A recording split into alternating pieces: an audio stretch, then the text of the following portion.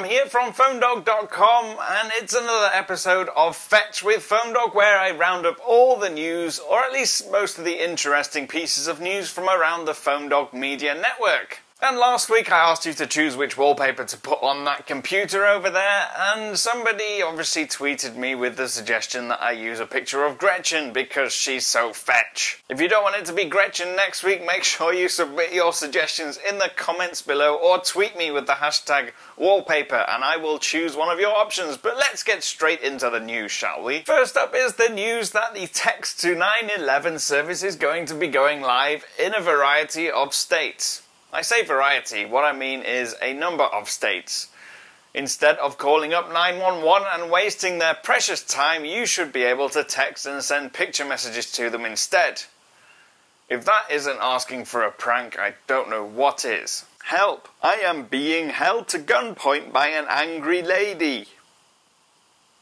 But seriously, you should definitely not prank. But what about the panic? You know when you send a text message and you don't know if the person's actually got it or not? What if that happens? You send a text to 911, you're bleeding to death on the floor. Maybe that's a bit extreme. But you're texting 911 and you don't know whether they've received the text. They don't get back to you. There's no red receipt or delivery message that tells you they've got it. So, why not use WhatsApp instead?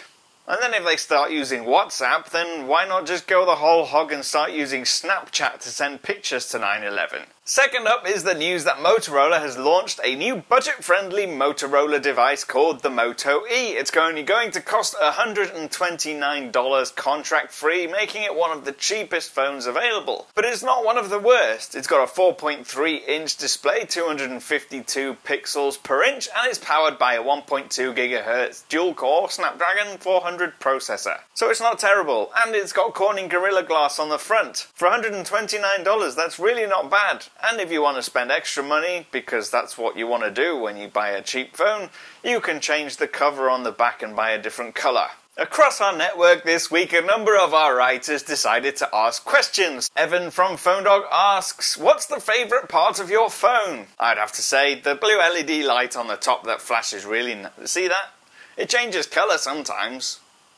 Sometimes orange, sometimes green, sometimes a bit darker blue, sometimes a bit turquoise. You can't beat a colour changing notification light, not when it looks that cool. Nick from Android and Me asks, how important is mobile data? Very. Anna from PhoneDog asks, do your electronics match? No, they don't. My phone's black, my tablet is white.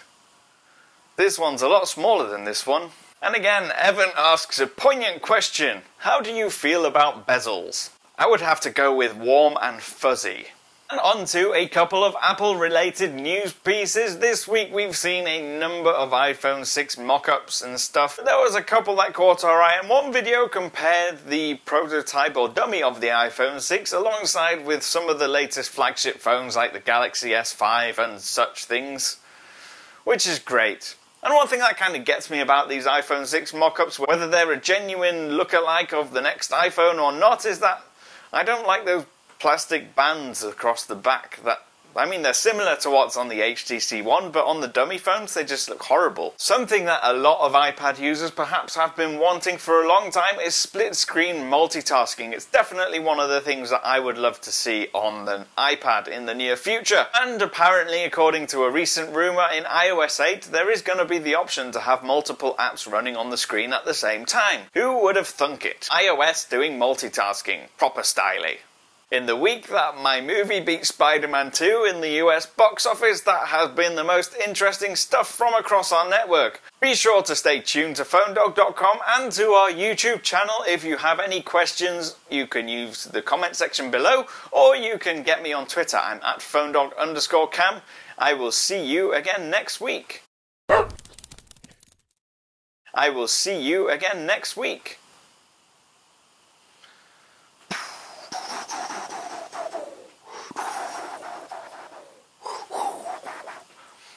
That's so fetch.